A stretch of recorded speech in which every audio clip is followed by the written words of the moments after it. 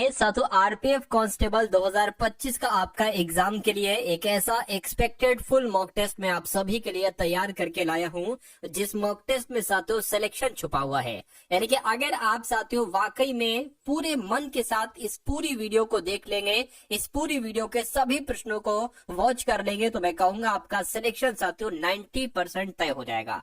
यानी कि इसमें से आपके बहुत सारे सवाल आपको डिक्टो देखने को मिलेंगे। तो सबसे पहले साथियों जीएस देखेंगे, उसके बाद साथियों करंट अफेयर होगी, उसके बाद रीजनिंग होगी और उसके बाद साथियों मैथ होगी। यानी कि पूरे पेपर का हल बहुत आसान भाषा में हम लोग देखेंगे आज के इस वीडियो में।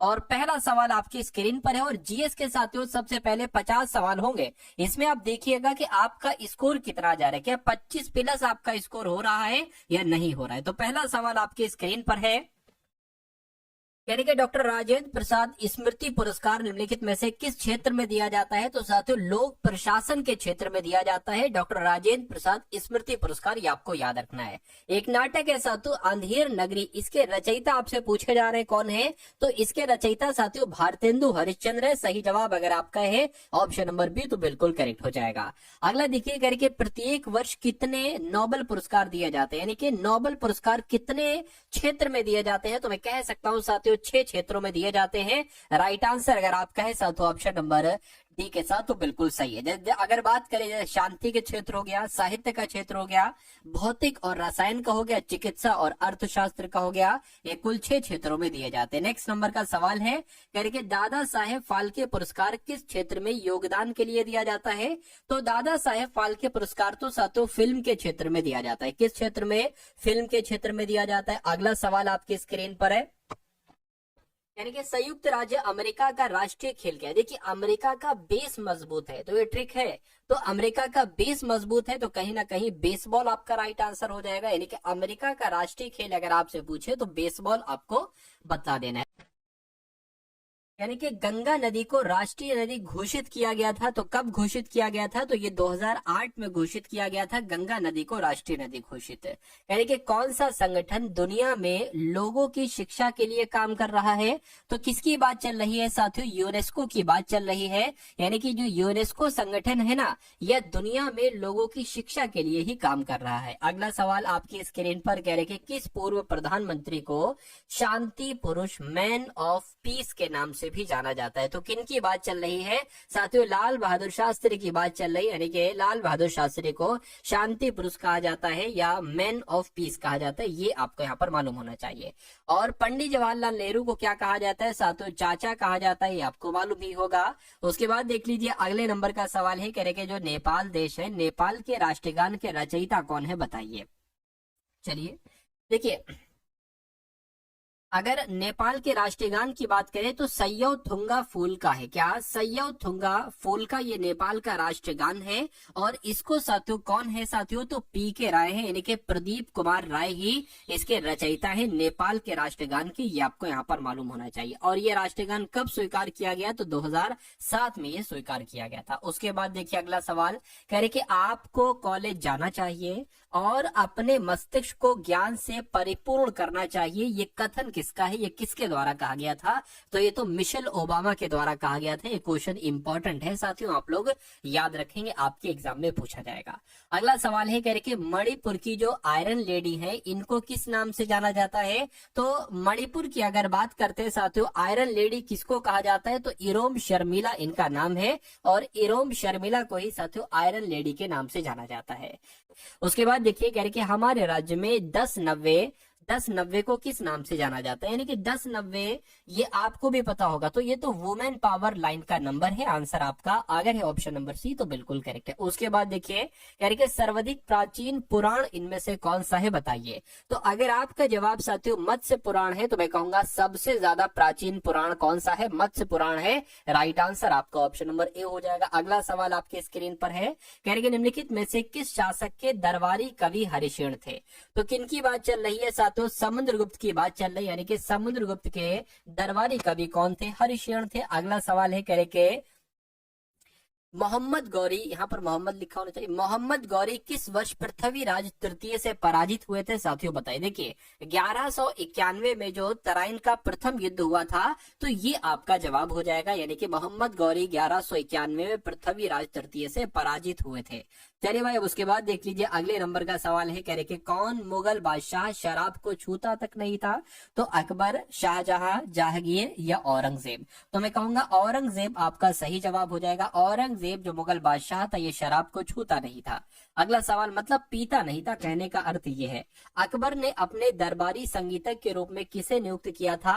तो मैं कहूंगा मियां तानसेन को नियुक्त किया था, यानी कि अकबर ने अपने दरबारी संगीतज्ञ के रूप में, अकबर के दरबार का संगीतज्ञ कौन था? तो मियां तानसेन था। आंसर आपका ऑप्शन नंबर बी होगा। अगला सवाल करके किनके द्वारा 1857 की क्रांति की शुरुआत की गई थी? तो साथियों किसके द्वारा की गई थी? मैं कहूंगा सिपाहियों के द्वारा की गई थी। आंसर आपका ऑप्शन नंबर ए हो जाएगा। उसके बाद देखिए अगला सवाल आपके स्क्रीन पर है, कह रहे कि भारतीय राष्ट्रीय कांग्रेस की स्थापना तब की गई थी जब दिसंबर 1885 में देश भर के 72 प्रतिनिधियों ने मुलाकात की थी। तो कहां पर की थी साथियों मुलाकात? बंबई में की थी, यानी कि भारतीय राष्ट्रीय कांग्रेस की स्थापना बंबई में हुई थी। आंसर आपका ऑप्शन नंबर ए हो जाएगा। अगला सवाल आपकी स्क्रीन पर, कह रहे कि 1916 का लखनऊ समझौता महत्वपूर्ण था, क्यों? क्योंकि इसके बाद कांग्रेस ने क्या किया? तो मुस्लिम लीग के साथ गठबंधन किया, या अंग्रेजों के साथ संधि की, या होम रूल लीग से अलगाव किया, या पूर्ण स्वराज की मांग की? तो मैं कहूंगा मुस्लिम लीग के साथ गठबंधन किया। आंसर आपका अगर है ऑप्शन नंबर ए तो बिल्कुल करेक्ट हो जाएगा भाई, बहुत बढ़िया, वेरी गुड क्लास। अब उसके बाद देखिए साथियों, कह रहे कि सुभाष चंद्र बोस कौन से वर्ष में कांग्रेस पार्टी के अध्यक्ष बने थे? तो मैं कहूंगा 1938 में साथियों सुभाष चंद्र बोस कांग्रेस पार्टी के अध्यक्ष बने थे। अगला देखिए, भारतीय राष्ट्रीय कांग्रेस के अधिवेशन की सबसे पहले किस मुसलमान व्यक्ति ने अध्यक्षता की थी? तो सबसे पहले कौन मुस्लिम व्यक्ति थे? मैं कहूंगा बदरुद्दीन तैयब जो उनका नाम था, जिन्होंने कांग्रेस की अध्यक्षता की थी, और ये पहले मुस्लिम थे। तो जिनका भी आंसर डी है तो बिल्कुल करेक्ट हो जाएगा। अगला सवाल आपकी स्क्रीन पर है,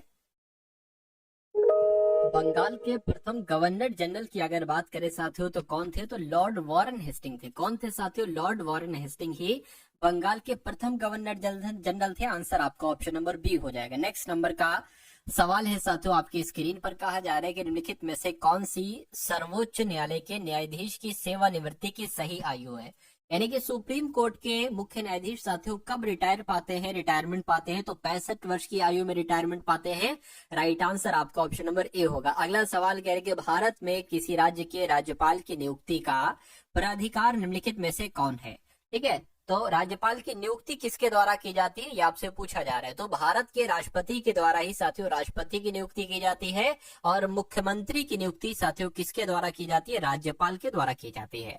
उसके बाद देखिए, कह रहे कि भारतीय संविधान की प्रस्तावना में समाजवादी शब्द किस संशोधन के द्वारा लाया गया था साथियों? बताइए। चलिए, आपको मालूम होना चाहिए साथियों, जो 42वां संविधान संशोधन था, तो 42वां संविधान संशोधन के द्वारा संविधान की प्रस्तावना में समाजवादी शब्द लाया गया था।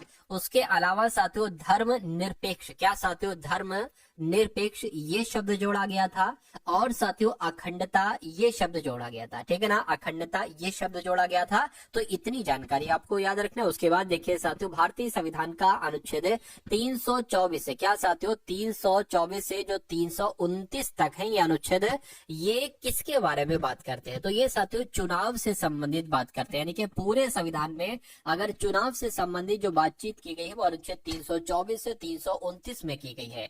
उसके बाद देखिए, भारतीय संविधान में इनमें से क्या राज्य सूची में सम्मिलित नहीं है, ये आपको यहाँ पर बताना है।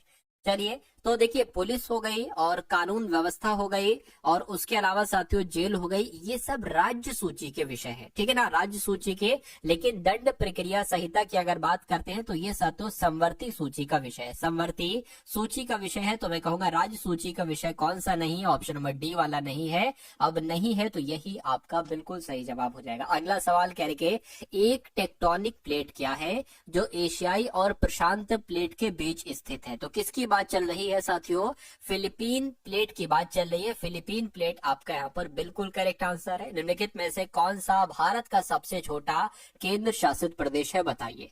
तो दमन और दीव, लद्दाख, अंडमान और निकोबार द्वीप समूह या लक्षद्वीप। तो आपका राइट आंसर अगर लक्षद्वीप है तो मैं कहूंगा बिल्कुल सही हो जाएगा। यानी कि साथियों भारत का सबसे छोटा केंद्र शासित प्रदेश कौन सा है, तो लक्षद्वीप ही तो है। उसके बाद देखिए साथियों, यहाँ पर अगर बात करें बोर्ड लिखा है साथियों, बोर्डो लिखा होना चाहिए। जो बोर्डो मिश्रण है ना, ये किसके द्वारा खोजा गया था, तो ये साथियों मिलर डेट के द्वारा खोजा गया था। क्या मिलर डेट के द्वारा ही बोर्डो मिश्रण खोजा गया था। उसके बाद देखिए अगला सवाल है, यानी कि कौन सी प्रक्रिया एक जीव में ऊर्जा उत्पन्न करती है। तो कोई जीव है उसमें ऊर्जा कैसे होती है, पता, श्वसन के द्वारा होती है। ये क्वेश्चन साथियों इंपॉर्टेंट है और मैं कहूंगा ये इस बार आपको आपकी शिफ्ट में देखने को मिल सकता है।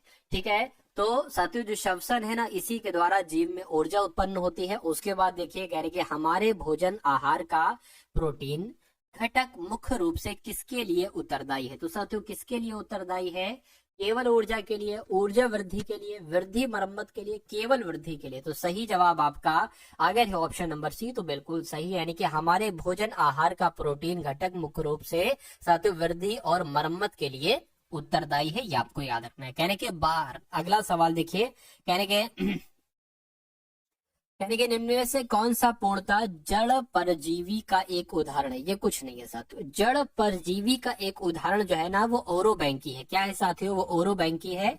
आंसर आपका ऑप्शन नंबर ए हो जाएगा। अगला सवाल आपकी स्क्रीन पर है।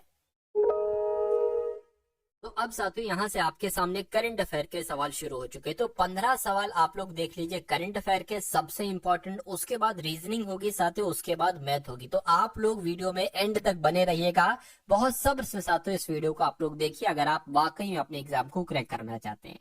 करंट अफेयर के सवालों में कहा जा रहा है कि अंतर्राष्ट्रीय पश्मीना महोत्सव ये आयोजित किया जाता है, कहाँ आयोजित किया जाता है, ये साथियों नेपाल देश में आयोजित किया जाता है अंतर्राष्ट्रीय पश्मीना महोत्सव। उसके बाद देखिए करके 24 जनवरी को किस राज्य का 76वां स्थापना दिवस मनाया गया है। तो मैं कहूंगा साथियों उत्तर प्रदेश का 24 जनवरी को उत्तर प्रदेश दिवस मनाया जाता है, और इस बार का जो था ये 76वां स्थापना दिवस मनाया गया था उत्तर प्रदेश का।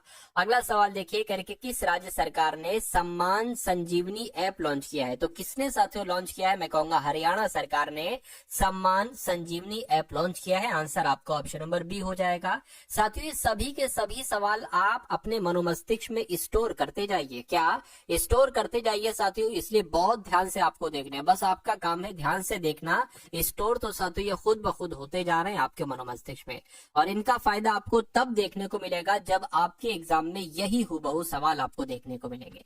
चलिए तो कह रहे कि धन लक्ष्मी बैंक के कार्यकारी निदेशक किसको बनाया गया है। तो साथियों किसको बनाया गया है, पी सूर्यराज को ही धन लक्ष्मी बैंक का कार्यकारी निदेशक बनाया गया है।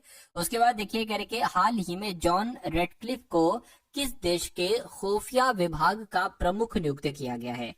तो किसकी बात चल रही है साथियों, अमेरिका देश की बात चल रही है। यानी कि अमेरिका देश की खुफिया विभाग का प्रमुख किसे नियुक्त किया गया है, तो जॉन रेडक्लिफ को किया गया है। अगला सवाल है कह रहे कि जारी नीति आयोग के प्रथम वित्तीय स्वास्थ्य सूचकांक में कौन शीर्ष पर रहा है। तो कौन सा राज्य शीर्ष पर रहा है साथियों, ओडिशा शीर्ष पर रहा है। यानी कि नीति आयोग के प्रथम वित्तीय स्वास्थ्य सूचकांक में ओडिशा राज्य शीर्ष पर रहा है। राइट आंसर आपका ऑप्शन नंबर ए हो जाएगा। उसके बाद देखिए कह रहे कि इंडिया एनर्जी वीक 2025 का आयोजन कहाँ किया जाएगा। तो साथियों कहाँ पर किया जाएगा, आपको याद रखना है नई दिल्ली में किया जाएगा। कहाँ पर किया जाएगा, नई दिल्ली में किया जाएगा।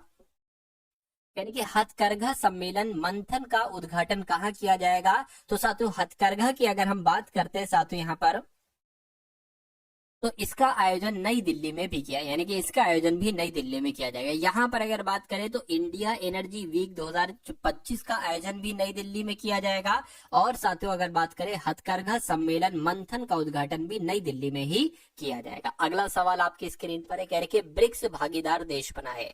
यानी कि अभी हाल फिलहाल में ब्रिक्स में कौन सा देश शामिल हुआ है। तो मैं कहूंगा नाइजीरिया शामिल हुआ है। ये सवाल साथियों आ सकता है। क्या ये सवाल साथियों आ सकता है, इसलिए इसलिए बहुत ध्यान से इस सवाल को और इस सवाल के जवाब को आप लोग देख लीजिए। अगला देखिए करके, कौन दुनिया का 7वां सबसे बड़ा कॉफी उत्पादक देश बना है?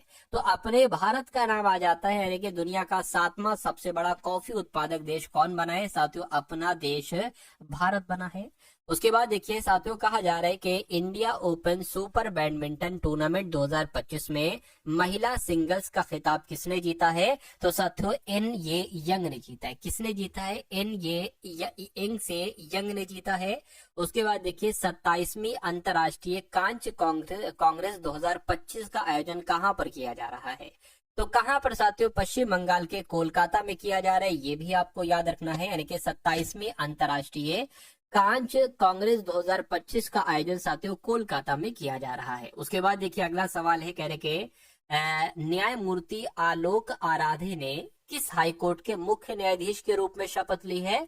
तो यहाँ पर अगर बात करते हैं साथियों, ये बॉम्बे हाईकोर्ट के मुख्य न्यायाधीश बने हैं। कौन? न्यायमूर्ति आलोक आराधे बॉम्बे हाईकोर्ट के मुख्य न्यायाधीश बने हैं। आंसर आपका ऑप्शन नंबर बी हो जाएगा। उसके बाद देखिए कहा जा रहा है कि अमेरिका किस संगठन से अलग हुआ है? तो अभी हाल फिलहाल में साथियों WHO से अमेरिका अलग हो चुका है। आंसर आपका ऑप्शन नंबर बी हो जाएगा। नेक्स्ट नंबर का सवाल कह रहे कि किस देश ने दुनिया की सबसे लंबी सुरंग का अनावरण किया है?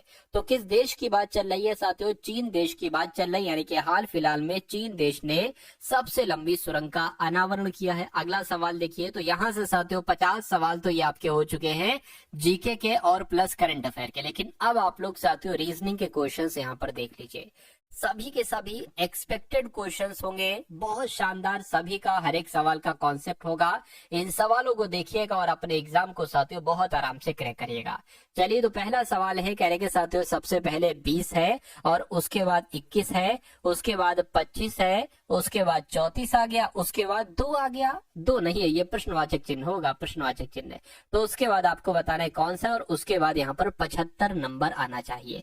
तो ये सवाल कैसे हो सकता है, जरा मेरी मदद कीजिए, बताइए कैसे क्या होगा। देखिए साफ साफ नजर आ रहा है कि यहाँ पर 1 बड़ा है, साफ साफ नजर आ रहा है यहाँ पर 4 बड़ा है, साफ साफ नजर आ रहा है यहाँ पर 9 बड़ा है।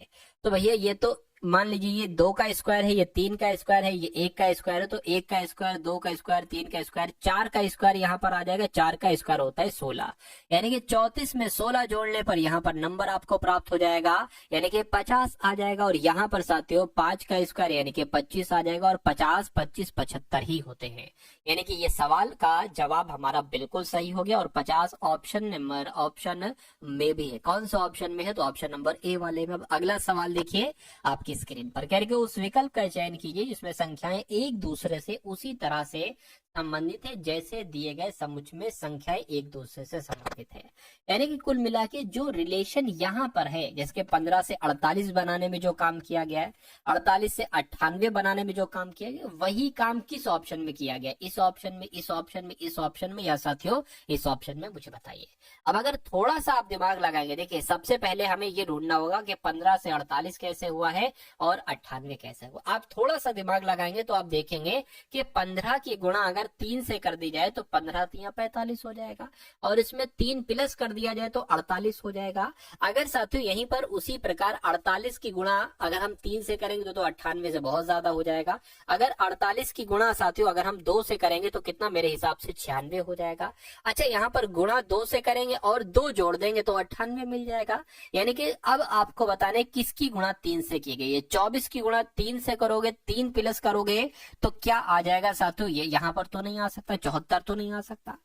18 की गुणा 3 से करोगे, 18 3 54, ठीक है, 18 3 54 हो जाएगा और 3 जोड़ेंगे, ये सही हो गया। अब 58 की गुणा 2 से करोगे, 58 की गुणा 2 तो 101 नहीं आएगा, ये भी नहीं होगा, ये भी नहीं होगा।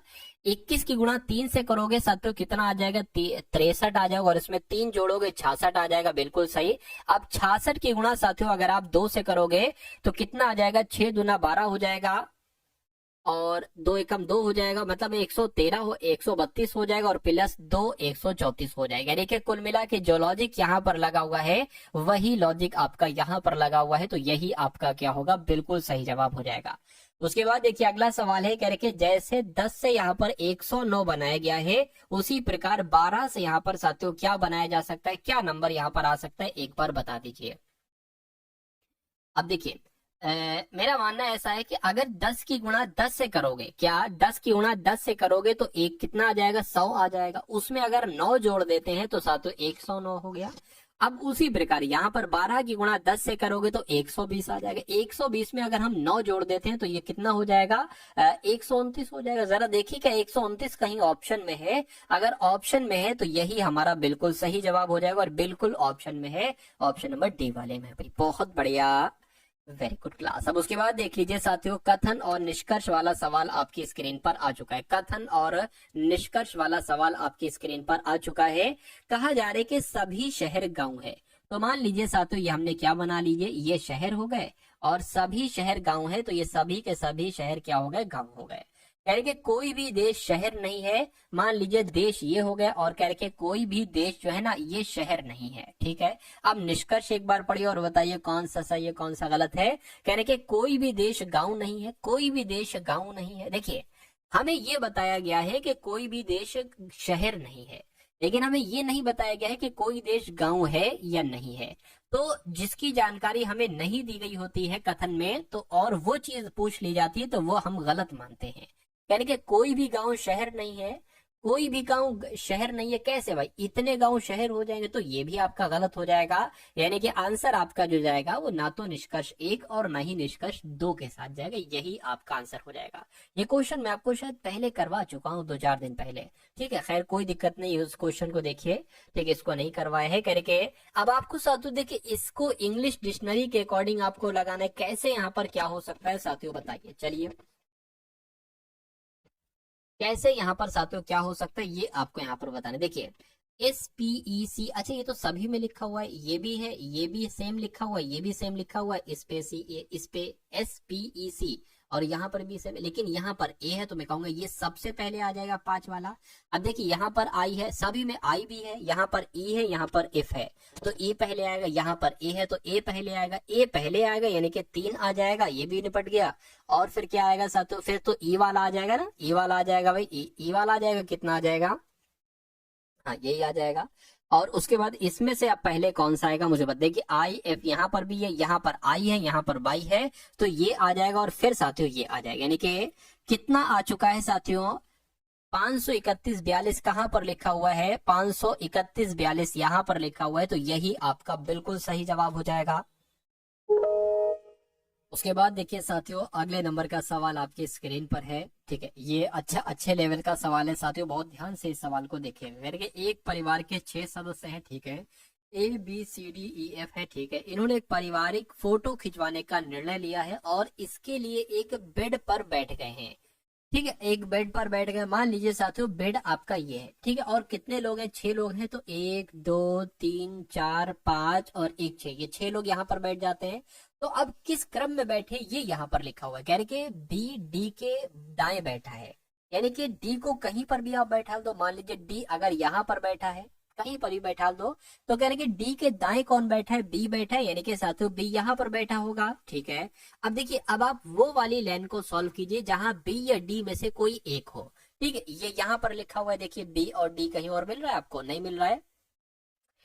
अब यहाँ पर अगर बात करें, कह रहे कि डी के बगल में खड़ा होना चाहता है एफ, यानी कि डी के बगल में खड़ा है साथियों, कौन खड़ा है, तो डी के बगल में साथियों एफ खड़ा है, यानी कि एफ यहाँ पर आ जाएगा। ठीक, कोई दिक्कत नहीं है। अब देखिए यानी कि एफ और सी के बीच में कौन है, ए है, तो एफ और सी के बीच में कौन है, एफ ये हो गया, सी ये हो गया, एफ और सी के बीच में ए है, तो ए यहाँ पर आ जाएगा। ठीक है ना। अब अगर यहाँ पर साथियों हम लोग बात करते हैं, अब देखिए क्या कहा जा रहा है, एक बार और फिर से सवाल को पढ़ लीजिए। अच्छा कह रहे कि ई एक छोर पर खड़ा हुआ है, तो ई एक छोर पर खड़ा हुआ है, मान लीजिए साथियों ई आपका यहाँ पर खड़ा हो जाएगा। ठीक है, अब एक बार फिर से सवाल को पढ़ लीजिए। कह रहे कि डी के दाएं बी है, तो डी के दाएं बी है, हो गया। कह रहे कि एफ और सी के बीच में ए है, तो एफ और सी के बीच में ए है, ये भी हो गया। ई एक छोर पर खड़ा है, ई एक छोर पर खड़ा है, ये भी हो गया। कह रहे और ए के बाएं दूसरे स्थान पर है, लेकिन ए के बाएं दूसरे स्थान पर तो नहीं है ई। ठीक है, अच्छा यहाँ पर एक काम आप ये भी कर सकते हैं, आप एक नंबर यहाँ एक्स्ट्रा कर लीजिए और इसको फिर हमें यहाँ से डिलीट करना होगा। अब देखिए क्या है, क्या कहा गया यहाँ पर तो बता दिया गया था कि किधर गया, कि डी के एक सेकंड किधर गया, हाँ, ई एक छोर पर खड़ा है, लेकिन ये नहीं पता था इधर छोर पर खड़ा है या इधर छोर पर खड़ा है। लेकिन यहाँ पर ये बात कंफर्म कर दी गई है कि ई एक छोर पर खड़ा है और ए के बाएं दूसरे स्थान पर है। तो ए के बाएं दूसरे स्थान पर यहीं पर तो होगा, यानी कि ई यहाँ पर आ जाएगा। तो 6 लोग थे, 6 को आपने बैठा दिया। सवाल में अब क्या पूछा जा रहा है कि फोटो में बाएं से तीसरा कौन है, यानी कि बाएं से तीसरा कौन है, यानी कि इधर से तीसरा कौन है आपसे पूछा जा रहा है। तो 1 2 3, तीसरा कौन है साथियों, ए है। तो ए आपका बिल्कुल करेक्ट आंसर हो जाएगा, जो कि ऑप्शन नंबर बी में है भाई। बहुत बढ़िया, वेरी गुड क्लास। अब उसके बाद देखिए अगला सवाल है आपकी स्क्रीन पर। ये सवाल भी बहुत अच्छा है, बहुत ध्यान से साथियों इस सवाल को आपको देखकर जाना है। चलिए, तो क्या कहा गया है साथियों, इस सवाल में कहा जा रहा है कि अनुज का वेतन मनोज के वेतन से 2 गुना है। क्या लिखा हुआ है, रामनाथन का वेतन विक्रम के वेतन का आधा है, ठीक है। मनोज का वेतन रामनाथन के वेतन से 15,000 कम है, और यदि अनुज का वेतन 20,000 है। अब देखिए यहाँ पर अनुज का वेतन साथियों कितना कहा गया है, अनुज का वेतन कितना है, 20,000 है। तो यही तो लॉजिक है, यहीं से तो पकड़ना है आपको सवाल को, सवाल की नस को यहीं से पकड़ा जाएगा। अब अनुज का वेतन तो 20,000 हो गया, लेकिन पहली लाइन में कहा गया था कि अनुज का वेतन मनोज के वेतन से 2 गुना है। तो मनोज के वेतन से 2 गुना है, तो मनोज का वेतन 10,000 ही तो होगा। क्या मनोज का वेतन साथियों 10,000 ही तो होगा। मनोज के वेतन से 2 गुना है अनुज का वेतन, ठीक है, कोई दिक्कत नहीं है। उसके बाद कह रहे कि रामनाथन का वेतन विक्रम के वेतन का आधा है, ठीक है। मनोज का वेतन रामनाथन के वेतन से 15,000 कम है। अब देखिए मनोज की अगर बात करें, अभी हमें नहीं पता है। अरे यहाँ पर वेतन लिख दिया है, यहाँ पर मनोज क्या आएगा साथियों, मनोज ही तो आएगा। वेतन मैंने क्यों लिख दिया है, ठीक है, वेतन मैंने क्यों लिख दिया है, यहाँ पर मनोज आ जाएगा। यानी कि मनोज का वेतन अगर 10,000 है तो अनुज का वेतन 20,000 होगा। ये बात क्लियर है, बिल्कुल क्लियर है। यानी कि मनोज का वेतन रामनाथन के वेतन से 15,000 कम है, ठीक है ना। तो मनोज का वेतन जो है ना, ये रामनाथन के वेतन से क्या साथियों, रामनाथन के वेतन से 15,000 कम है। तो 15,000 इसमें बढ़ा लो, कितना हो जाएगा साथियों, 25,000 हो जाएगा। यानी कि रामनाथन का वेतन 25,000 है, ठीक है। अब कह रहे हैं कि रामनाथन का वेतन विक्रम के वेतन का आधा है, यानी कि विक्रम के वेतन का आधा है। तो मैं कहूंगा साथियों विक्रम का वेतन इसका डबल होगा, विक्रम का वेतन 50,000 हो जाएगा, 50,000 हो जाएगा, ठीक है, कोई दिक्कत नहीं है। तो 4 व्यक्ति थे, 1 2 3 4, 4 व्यक्ति हो गए करके, चारों व्यक्ति का कुल मिला के वेतन कितना होगा, यानी कि इन सब को आप टोटल कर लीजिए और आपका आंसर आ जाएगा। देखिए 25,000, 50,000, 75,000, 75,000, 75,000, 85,000, 85,000 और आपका 1,15,000 हो जाएगा। तो 1,15,000 कौन से ऑप्शन में है साथियों, ऑप्शन नंबर बी वाले में है, ठीक है ना। चलिए भाई 1,15,000 या कितना, 1,05,000 आएगा भाई साहब, 1,05,000 आएगा। अरे भाई 85 और 20 कितना होता है, 1,05,000 ही तो होता है। तो मैं कहूंगा यहाँ पर आपका बिल्कुल करेक्ट आंसर हो जाएगा भाई, बहुत बढ़िया, वेरी गुड क्लास। चलिए अब उसके बाद देखिए अगले नंबर का सवाल आपकी स्क्रीन पर, इसको थोड़ा सा बड़ा कर देता हूं मैं।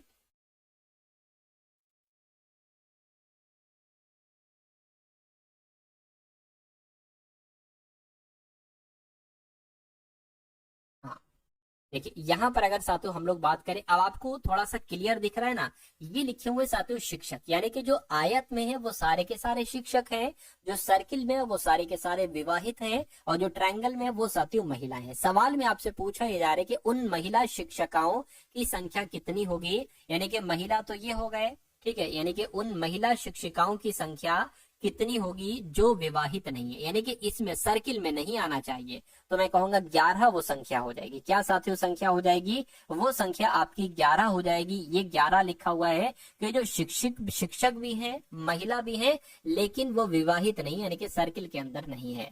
तो 11 कौन से ऑप्शन में साथियों, ऑप्शन नंबर सी वाले में है। तो यही तो आपका बिल्कुल करेक्ट आंसर हो जाएगा। अब अगला सवाल देखिए आपकी स्क्रीन पर है, करके DECK को EGFO लिखा जाता है, ठीक है। तो उसी भाषा में उसी लॉजिक के अकॉर्डिंग FINDER को क्या लिखा जा सकता है साथियों, बताइए। अब देखिए यहाँ पर अगर बात करें, ये डी साथियों 4 पर आता है, E 5 पर आता है, C 3 पर आता है, K 11 पर आता है। इसको लिख लूं यहाँ पर, E 5 पर आ जाएगा, G साथियों 7 पर आ जाएगा, और F 6 पर आ जाएगा, और O 15 पर आ जाएगा। अब देखिए यहाँ पर ये 4 से 5 हुआ है और 5 से 7 हुआ है, यानी कि पहले तो 1 बढ़ा, फिर 2 बढ़ा, और फिर ये 3 से 6 हो गए, यानी कि फिर 3 बढ़ा दिया गया, और 11 से 15 हो गया, फिर 4 बढ़ा दिया गया। तो यही लॉजिक इसमें लगेगा साथियों, क्या दिक्कत है, यानी कि F में 1 बढ़ेगा तो साथियों क्या आ जाएगा, G आ जाएगा। आई 9 पर होता है, 2 बढ़ेगा 11 यानी कि 11 पर साथियों के आ जाएगा। तो जी के यहाँ पर है, यहाँ पर है, कोई दिक्कत नहीं है। अब एन में 3 बढ़ेगा, एन 14 पर होता है, 15 16 17 17 बोले तो यहाँ पर क्यू आ जाएगा। तो जी के क्यू तो ऑप्शन नंबर बी में ही लिखा हुआ है। तो इस प्रकार जिनका भी आंसर ऑप्शन नंबर बी है तो बिल्कुल करेक्ट भाई, बहुत बढ़िया, वेरी गुड क्लास। साथियों मैं आपको ज्यादा सवालों को बहुत कम समय में कराता हूँ, क्या बस यही तो साथियों खासियत है टारगेट सिलेक्शन की, क्योंकि मैं नहीं चाहता कि आपका बहुत ज्यादा समय लेकर बहुत कम कंटेंट दूं। एक एक घंटे में 20-20 क्वेश्चन लोग करा रहे हैं, लेकिन यहाँ 1 घंटे से भी कम में आपको तकरीबन 70 से ज्यादा क्वेश्चंस देखने को मिलेंगे। ठीक है, 60 क्वेश्चन हो चुके हैं, अभी 10 12 13 और क्वेश्चन बाकी हैं, जिसमें मैथ के भी साथियों कॉन्सेप्ट। ठीक है ना। चलिए तो अब साथियों बात करें, यहाँ पर मैं उसको लिख कर दिखा दूं, 13 30 और ये 17 है। उसके बाद साथियों यहाँ पर 26 और 42 और साथियों 16 है। उसी प्रकार 39 और यहाँ पर आपको बताने के कौन सा नंबर है, और यहाँ पर साथियों 15 है। यानी कि कुल मिला के लॉजिक आपको बताने क्या है। जैसे साथियों यहाँ पर देखिए, अब ये वाला पूछा जा रहा है तो या तो ये वाला लॉजिक होगा या ये वाला लॉजिक होगा। देखिए यहाँ पर मुझे एक चीज समझ में आ रही है कि अगर हम 13 और 17 को जोड़ देते हैं तो हमें 30 मिल जाएगा। अगर हम साथियों 26 और 16 को जोड़ देते हैं तो हमें 42 मिल जाएगा। तो उसी प्रकार 39 और 15 को जोड़ने पर हमें आंसर मिलना चाहिए, बिल्कुल मिलना चाहिए साथियों। कितना हो जाएगा, एक तरीके से 54 हो जाएगा। क्या 54 यहाँ पर आएगा? अगर ऑप्शन में 54 है तो बिल्कुल 54 ही यहाँ पर आ जाएगा, और बिल्कुल साथियों ऑप्शन नंबर बी वाले में 54 है। अब उसके बाद देखिए अगला सवाल आपकी स्क्रीन पर है। क्या आपसे कहा जा रहा है, करके निम्नलिखित वेन आरेख में वृत्त सब्जियों को निरूपित करता है। यानी कि वृत्त की अगर बात करते हैं साथियों, ये है ना, ये सब्जियों को, ठीक है, निरूपित करता है, ये सब्जियों को निरूपित करता है। यानी कि त्रिभुज जड़ों को निरूपित करता है। तो जो त्रिभुज हो गया साथियों, ये त्रिभुज की अगर बात करें ना साथियों, ये जड़ों को निरूपित करता है। क्या साथियों, ये जड़ों को निरूपित करता है। यानी कि वर्ग जो है ये कठोर मृदा को निरूपित करता है। तो वर्ग जो है ना, ये साथियों कठोर मृदा को निरूपित करता है। ठीक है, यानी कि आयत गर्मियों को निरूपित करता है। तो ये जो आयत है ना, ये आयत साथियों गर्मियों को निरूपित करता है। ठीक है, तो निम्नलिखित में से कौन सा अक्षर उन जड़ वाली सब्जियों को निरूपित करता है। देखिए जड़ वाली सब्जी, यानी कि साथियों जड़ वाली सब्जी की यहाँ पर बात चल रही है। तो जड़ तो ये हो गई, और जड़ वाली सब्जी आपकी ये हो गई सर्किल में। ठीक है, जो गर्मी में उगती है, मतलब वो गर्मी भी होना चाहिए, यानी कि इसमें भी होना चाहिए, लेकिन कठोर मृदा नहीं होनी चाहिए, यानी कि इसमें से आंसर नहीं होना चाहिए। तो मैं कहूंगा सिर्फ और सिर्फ डी एक ऐसा लेटर है जो सब्जी भी है, जो गर्मी भी है, जो जड़ भी है। मतलब कुल मिला के सब वो एक ऐसी सब्जी है जो जड़ वाली गर्मी में उगती है, लेकिन वो कठोर मृदा में नहीं उगती है।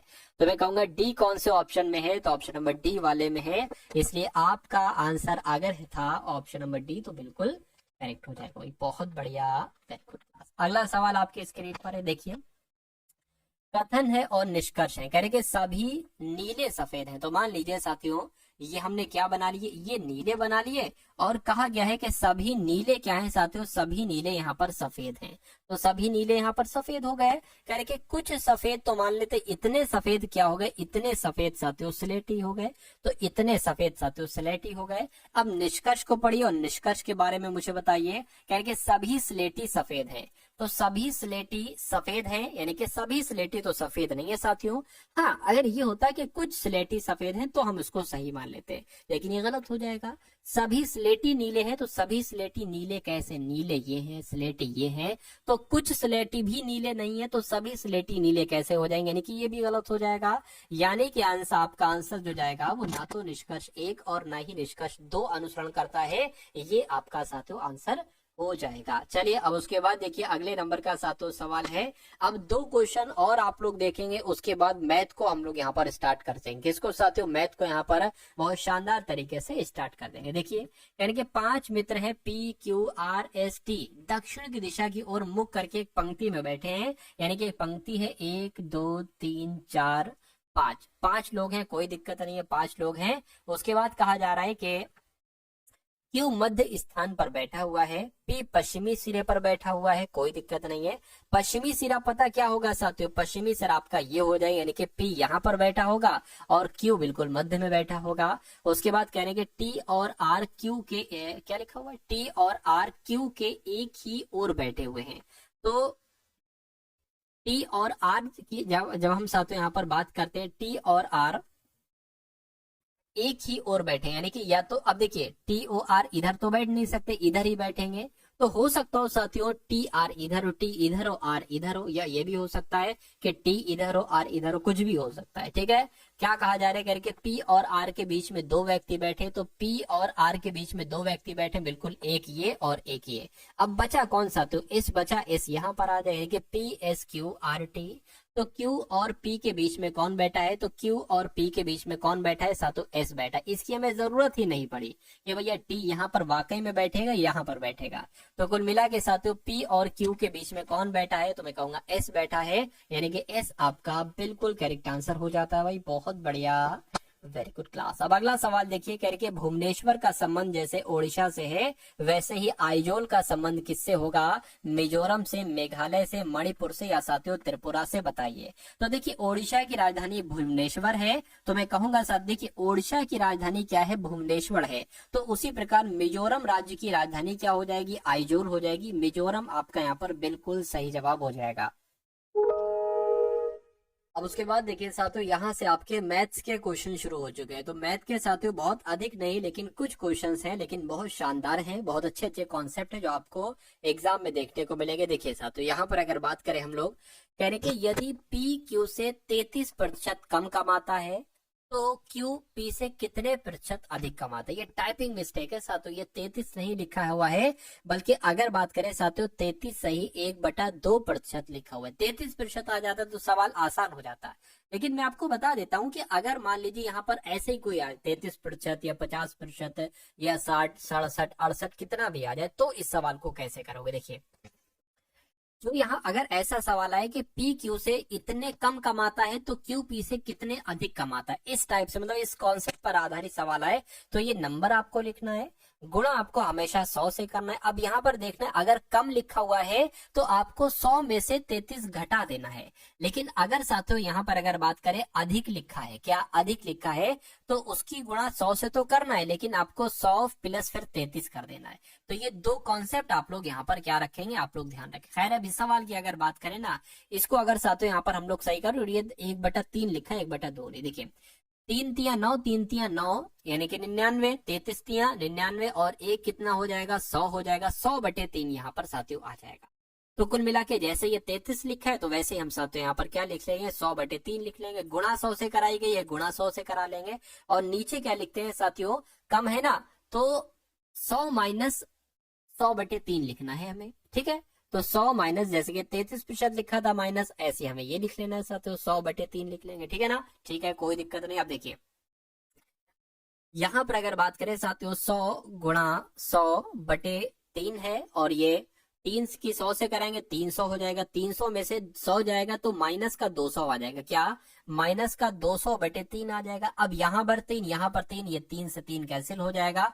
ऊपर क्या आपका साथियों यहाँ पर बचेगा 100 गुणा 100 और माइनस का 200 आपका बच जाएगा। ठीक है, अब इन दो जीरो से ये 2 जीरो कट जाएंगे, और इस 2 से ये कटेगा तो 50% आ जाएगा। माइनस का मतलब है साथियों, ठीक है, तो कुल मिला के 50% यहाँ पर आ जाएगा। 50% कहाँ पर लिखा हुआ है, ऑप्शन नंबर डी में लिखा हुआ है भाई। बहुत बढ़िया, वेरी गुड क्लास। अब उसके बाद देखिए अगले नंबर का सवाल है, कह रहे कि 4/25 है, ठीक है, और 8/35 है। 4/25 है, 8/35 है और 22/40 है। इसका आपको HCF ज्ञात करना है। क्या साथियों, HCF आपको ज्ञात करना है। अगर कभी भी देखिए यहाँ पर अगर HCF पूछा गया है, तो आपको ऊपर वाले नंबर का HCF निकालना है और नीचे वाले नंबर का LCM निकालना है, ये ट्रिक है। लेकिन अगर यहाँ पर LCM लिखा होता तो ऊपर वाले नंबर का आपको LCM निकालना होता, फिर नीचे वाले नंबर का HCF निकालना होगा। फिर HCF पूछा गया है तो ऊपर वाले नंबर का HCF तो निकाल लीजिए पहले। 4, 8 और 22 का HCF अगर बात करें तो क्या हो जाएगा, 2 से अगर कट करें ना हम लोग यहाँ पर, तो 2 दूना 4, 2 चौक 8, 2 एकम 2, 2 एकम 2। अब अगला नंबर हम लेंगे तो 2 लेंगे तो 2 2 से कट जाएगा, 4 भी कट जाएगा साथियों, लेकिन 11 नहीं कटेगा। तो हम यहीं पर स्टॉप लगा देंगे।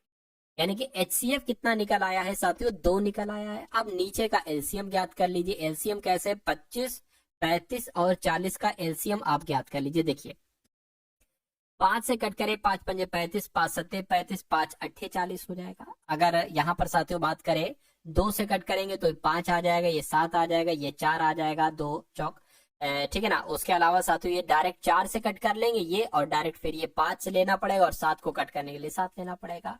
अब इसको कैलकुलेट कर लीजिए, 7 पंजे 35, 35 चौकी कितने हो जाएंगे साथियों, 140 हो जाएंगे। 140 और 140 और गुणा 5 दूना 10 कितने हो जाएंगे साथियों, 1400 हो जाएंगे। ठीक है ना। यानी कि अब यहाँ पर अगर बात करें, इनका HCF कितना आ गया था साथियों, 2 आ गया था, लेकिन LCM कितना आ गया था, 1400 आ गया था। इसको कैलकुलेट करोगे 1/700 आ जाएगा। तो 1/700 कहां पर लिखा हुआ है, ऑप्शन नंबर बी में लिखा हुआ है। तो ये क्या होगा साथियों, यही तो आपका बिल्कुल सही जवाब हो जाएगा। ठीक है ना। अगला सवाल आपकी स्क्रीन पर है, ये सवाल भी बहुत शानदार है, बहुत अच्छे तरीके से और बहुत ध्यान पूर्वक साथियों इस सवाल को आप लोग यहाँ पर देखिएगा। ठीक है ना। चलिए भाई। तो क्या सवाल में कहा गया है, ये थोड़ा सा ध्यान लगाकर आप लोग सुन लिए, पहले सवाल को समझ लीजिए। कह रहे हैं कि ए और बी की आय, आय का अनुपात कितना है, 5:8 है। यानी कि अगर ए की आय 5x है तो बी की आय कितनी होगी, 8x होगी। यानी कि यदि ए और बी की क्रमशः 36,000 और 60,000 खर्च करते हैं, यानी कि ए जो खर्च करता है वो 36,000 और बी जो खर्च करता है वो 60,000 खर्च करता है। यानी कि उनकी अनुपात, बचत का अनुपात कितना है साथियों, 3:4 है। तो बी की बचत कितनी, बी की बचत कितनी है, या बी की आय कितनी है, या ए की आय कितनी है, सब निकल जाएगी। एक ही इसका कॉन्सेप्ट होता है, पहले आपको वही करना होता है। ठीक है। अब देखिए, आपको ये तो पता होगा साथियों क्या, कि अगर हम आय में से, क्या साथियों, अगर हम साथियों यहाँ पर अगर बात करें साथियों, आय में से खर्च को घटाते हैं, क्या आय में से खर्च को घटाते हैं, यानी कि कितना हमने कमाया और कितना हमने खर्च किया, तो क्या निकलती है साथियों, बचत निकलती है। यही होता है ना। तो यहाँ पर आय कितनी है, 5x यहाँ पर आय है, 5x आय है। तो खर्च को घटाइए, खर्च कितना है, ए का 36,000 है। 36,000 अगर हम खर्च को घटाते हैं तो कितना निकल कर आता है साथियों, बचत का अनुपात, ए की बचत का अनुपात कितना है, 3 है, यानी कि 3 निकल कर आता है। ये तो ए हो गया। ऐसे ही आपको करना होगा। बी की अगर बात करें, बी की आय 8x है, और इसमें से बी की खर्च को अगर घटा देते हैं, यानी कि 60,000 इसमें से अगर हम घटा देते हैं, तो बी का बचत कितने निकल आ जाएगी, 4 निकल कर आ जाएगी। बस आपको इसको पूरा कैलकुलेट करना है, और इस पूरे को साथियों कैलकुलेट करने के बाद आपको एक्स का मान निकाल लेना है। बस फिर क्या होगा, कोई दिक्कत नहीं है। अगर बी की आय पूछी जाती तो साथियों उस एक्स का जो मान है ना, उसकी गुणा आपको 8 से करा देना है। लेकिन बचत पूछी गई है, उसका भी तरीका मैं आपको बता दूंगा। देखिए जरा, अब इसकी क्रॉस मल्टीप्लाई कर लीजिए, 4 के गुणा 5 एक्स से करेंगे तो साथियों 4 पर कितने हो जाएगा, एक तरीके से यहाँ पे अगर बात करें, 4 पंजे आपका 20x हो गया, तो ये आपका 20x आ गया। अब 36,000 की गुणा 4 से करेंगे, तो 36 गुणा 4 से करिए, 4 छंग आपका कितना हो जाएगा, 24 हो गया। 2 लग गया, 4 तिया 12, 13 14 हो गया। और डबल जो ट्रिपल जीरो लगा हुआ है वो लगा दीजिए। अब देखिए यहाँ पर 3 8 24 हो गया, यानी कि 24x यहाँ पर आ गया। माइनस 6 तिया 18 हो गया, तो 18 यहाँ पर आ गया। और 4 जीरो लगे हैं, तो 4 जीरो यहाँ पर साथियों आ जाएंगे। ठीक है ना। ये बात साथियों क्लियर है कि ये बिल्कुल क्लियर है। अब देखिए बराबर लगा हुआ है। अब 24x है तो 24x ये हो गया, 20x है तो इसमें ये घटा लोगे 20x। ठीक है। और ये इधर की अगर बात करें, ये इधर ये है साथियों 1,44,000 और ये 1,80,000। ये माइनस का है, उधर जाएगा तो ये प्लस का हो जाएगा, 1,80,000, 1,80,000। और ये माइनस का इधर है तो ये माइनस का ही रहेगा, ये माइनस का ही रहेगा। ठीक है ना। अब यहाँ 24 में से 20 जाएगा तो साथियों 4x बचेगा। और इसको जरा आप लोग घटा लीजिए कि भैया अगर 180 में से 144 घटाते तो कितना आ जाएगा, 6 यहाँ पर बच जाएगा, ये 17 हो जाएगा। 17 में से साथियों 14 जाएगा तो कितना बच जाएगा, यानी कि 36 आ जाएगा। यानी और 3 जीरो से मतलब ही क्या है, ठीक है। तो 3 जीरो मतलब कुल मिला के इसमें 3 जीरो लगा लीजिए। ठीक है। तो 4x की वैल्यू आ गई 36,000। तो x की साथियों वैल्यू कितनी आ जाएगी, 36,000, 36,000 बटे 4, यानी कि 4 नीम आपका 36। तो x की वैल्यू कितनी आ गई साथियों, आपकी 9 आ गई। ये बात क्लियर है, कहिए बिल्कुल क्लियर है। अब देखिए, अब अगर बात करें, अब सवाल में आपसे पूछा जा रहा है, अगर आपसे ये पूछा जाता कि a की आय कितनी है, तो x की गुणा यानी कि 9,000 की गुणा 5 से कर देते, आपको a की आय मालूम पड़ जाती। अगर b की आय आपसे पूछी जाती तो 9,000 की गुणा आप 8 से कर देते, आपको b की आय मालूम पड़ जाती। लेकिन बी की बचत आपसे यहाँ पर पूछी गई है। अब बी की बचत साथियों कितनी है, बी की बचत पता कितनी है साथियों, तो साथियों बी की बचत आपकी ये हो जाएगी, ये बी की बचत है। ठीक है ना, ये बी की बचत है। तो 8x माइनस क्या, 8x माइनस, यानी कि पहले तो इसकी साथियों आप 8 से गुणा कर लीजिए, ठीक है। कितने आ जाएंगे साथियों, 8 64 8 3 72, यानी कि 72,000 आ गए। तो 72,000 तो ये बी की आय हो गई। लेकिन अब बी खर्च कितना करता है, 60,000 इसमें से खर्च करता है, तो 60,000 इसमें से साथियों आप लोग घटा दीजिए, बचत आ जाएगी, ठीक है ना। तो ये करोगे तो मैं कहूंगा 12,000 ही तो बचेगा। तो 12,000 साथियों क्या हो जाएगा, ये आपकी बी की बचत हो जाएगी, बचत हो जाएगी। तो यही आपका बिल्कुल करेक्ट आंसर हो जाएगा भाई, बहुत बढ़िया, वेरी गुड क्लास। चलिए भाई, अब उसके बाद देख लीजिए अगले नंबर का सवाल है, कह रहे कि 5 वर्ष पूर्व पति पत्नी और उनके बच्चे की औसत उम्र कितनी थी, 24 वर्ष थी। अब देखिए कौन कौन है यहाँ पर साथियों, एक तो पति हैं और उनके साथ उनकी पत्नी है और उनका एक बच्चा भी है, यानी कि तीन लोगों की औसत आयु कितनी है साथियों, 24 है, ठीक है ना। तो अगर मैं आपसे कहूं कि इनकी कुल आयु कितनी होगी, तो ये 3 है, 24 है, तो 24 की गुणा 3 से करा दीजिए, यानी कि 72 इनकी औसत आयु हो जाएगी, सॉरी कुल आयु का योग हो जाएगा। लेकिन ये 5 वर्ष पहले की इनकी कुल आयु का योग है। वर्तमान समय की अगर आप साथियों इनकी वर्तमान समय की तीनों की कुल आयु का योग निकालना चाहते हैं, तो तीनों में आप 5 जोड़िए, 5 वर्ष इसकी, 5 वर्ष इसकी जोड़ेंगे तो इसकी वर्तमान आ जाएगी, 5 वर्ष इसकी, यानी कि इसमें कुल मिला के आपको 15 जोड़ना है और तीनों की वर्तमान आयु का योग आपको मालूम पड़ जाएगा। तो 72 और 15 कितने होते हैं साथियों, ये आपके 7 हो गए और ये आपके 8 हो गए, यानी कि 87 जो निकलेगी ये तीनों की वर्तमान आयु का योग होगा। अच्छा, उसके बाद कह रहे हैं कि 6 वर्ष पहले पत्नी और बच्चे की औसत उम्र क्या थी, यानी कि 2 लोगों की अब यहाँ पर बात आई है, क्या, एक तो पत्नी की और प्लस बच्चे की, ठीक है। बच्चे की और पत्नी की उम्र कितनी थी, 18 वर्ष थी। तो ये तो साथियों इनकी 6 वर्ष पहले उम्र थी 18 वर्ष, ठीक है ना। पहले तो इनकी 6 वर्ष की पहले की योग निकालिए, कितना हो जाएगा, तो 18 की गुणा 2 से करिए, 36 यहाँ पर आ जाएगा। तो ये तो 6 वर्ष पहले थी। लेकिन आप इसके 6 जोड़िए वर्तमान निकालने के लिए, इसके 6 जोड़िए, यानी कि इसमें 12 निकाल लीजिए। तो मैं कहूंगा साथियों कितना आ जाएगा, 46, यानी कि 48 ही आपका आ जाएगा। तो कुल मिला के ये तीनों की वर्तमान आयु का योग है अभी की, और ये दोनों की वर्तमान आयु का योग है। तो मैं कहूंगा अगर 87 में से 48 को आप घटा देंगे तो पति की आपको वर्तमान आयु पता चल जाएगी कितनी है। तो इसको साथियों करा लीजिए आप, मैं कहूंगा 39 वर्ष आ जाएगा, यानी कि 39 वर्ष ही तो आपके पति की आयु हो जाएगी, और यही आपका बिल्कुल सही जवाब हो जाएगा भाई, बहुत बढ़िया, वेरी गुड क्लास। अगला सवाल साथियों आपके स्क्रीन पर, इस सवाल को देखिए और बताइए फटाफट राइट आंसर क्या होगा करके। कोई फल विक्रेता 68 रुपए में, क्या 68 रुपए प्रति किलोग्राम की दर से सेब बेचता है, जिससे उसे 15% की हानि होती है। प्रति किलोग्राम की किस दर से सेब बेचने पर उसे 10% का लाभ होगा। देखिए अगर वो 68 रुपए में कोई चीज बेच रहा है तो उसको 15% की हानि हो रही है, यानी कि वो उसको साथियों 85% में बेच रहा है। 15% की हानि से बेच रहा है तो 85% में बेच रहा है, और जब 85% में बेच रहा है तो वो 68 रुपए की बेच रहा है। तो यहाँ से आप 100% की वैल्यू निकाल सकते हैं, यानी कि उस मूल्य का वो वैल्यू निकाल सकते हैं जिस वैल्यू पर बेचने पर ना उसे हानि होगी, ना उसे नुकसान होगा, ना उसे लाभ होगा। तो 85% की वैल्यू 68% है, तो साथियों 100% की वैल्यू निकाल लीजिए, ठीक है ना। 100% की वैल्यू कैसे निकाल लेंगे, ये नीचे 85 आ जाएगा, 100 से गुणा हो जाएगी, ठीक है। 17 चौक 68, 17 पंजे 85 हो गया, 5 से कट करेंगे 20 आ जाएगा, 20 चौक 80, यानी कि 80 रुपए में अगर वो बेचता है, अभी तो 68 रुपए में बेच रहा है तो 15% की हानि हो रही है, लेकिन 80 रुपए में बेचेगा तो उसको कोई हानि भी नहीं होगी, कोई फायदा भी नहीं होगा। तो कह रहे कि अगर वो 80 की जगह, मतलब अगर वो 10% का लाभ कमाना चाहते हैं तो वो कितने रुपए की बेचे।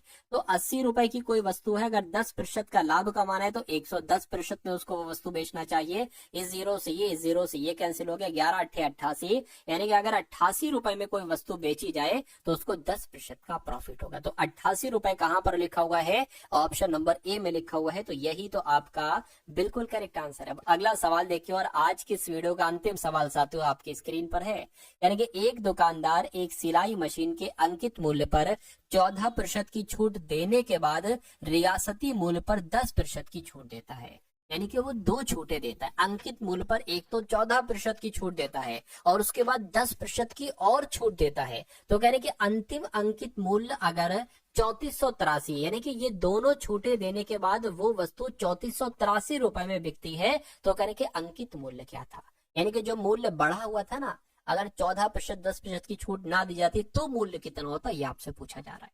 तो मान लीजिए साथियों उस अंकित मूल्य को हम x मान ले, ठीक है। तो वो अंकित मूल्य क्या है, वो अंकित मूल्य x है, यानी कि इस अंकित मूल्य पर पहले तो साथियों अंकित मूल्य पर 14% की छूट दी गई। तो अगर 14% की छूट दी गई यानी कि उसको 86% में बेचा गया होगा, और उसके बाद 10% की छूट दी गई यानी कि उसको 90% में बेचा हो गया, ठीक है ना। तो वो वस्तु जाकर 3483 रुपए में जाकर बिकती है, 3483 रुपए में जाकर बिकती है। तो अब साथियों एक्स का मान आपको निकालना है, क्या दिक्कत है, कोई दिक्कत साथियों यहाँ पर नहीं है। देखिए इसको थोड़ा सा कट कर लीजिए, 0 से 0 कैंसिल हो जाएगा, और अगर यहाँ पर हम लोग कट करें 2 से कट करेंगे, 2 चौक 2 तिया आ जाएगा, और ये आपका कितना हो जाएगा, ये आपका 50 हो जाएगा, कोई दिक्कत नहीं है। अब देखिए एक्स बराबर ये कितना है, 3483 है, बराबर लगाए क्रॉस मल्टीप्लाई करा लीजिए, ठीक है। ये 50 और गुणा 10, 50 और गुणा 10 ये इधर आ जाएगा, नीचे क्या आ जाएगा, 43 गुणा 9 आ जाएगा, 43 गुणा आपका 9 आ जाएगा। क्या ये 9 से कटेगा, देखिए एक बार जरा, 9 एकम 9, 9 तिया 27 हो गया, 7 गया 78 हो गया, 9 अट्ठे 72 हो गया, 6 जाएगा, 9 पंजे 45, 9 चंग 963, यानी कि ये बिल्कुल कट गया साथियों, बिल्कुल कट गया, ठीक है। अब इसको जरा कट कर लीजिए, देखिए 43 से क्या 387 कट सकता है, तो आप ये देखिए 3 के पहाड़े में 7 कहां पर आता है, तो 3 नीम 27, तो मेरे हिसाब से 43 नीम होना चाहिए, कितने 43 नीम कितने होना चाहिए साथियों, 43 नीम 387 होना चाहिए शायद। 9 तिया 27 हो गया, 2 का 9, 9 चौक 36 हो गया, 36 37 38 हो गया, बिल्कुल साथियों 43 नीम कितना हो जाएगा, 387 हो जाएगा। अब 9 की गुणा 50 गुणा 100 से कराना है, यानी कि 9 गुणा 500 कितना हो जाएगा, तो मैं कहूंगा 4500 हो जाएगा। और 4500 कौन से ऑप्शन में है साथियों, ऑप्शन नंबर डी वाले में है भाई, बहुत बढ़िया, वेरी गुड क्लास। तो ये 70 प्रश्नों का साथियों एक पूरा मॉडल पेपर था, कैसा लगा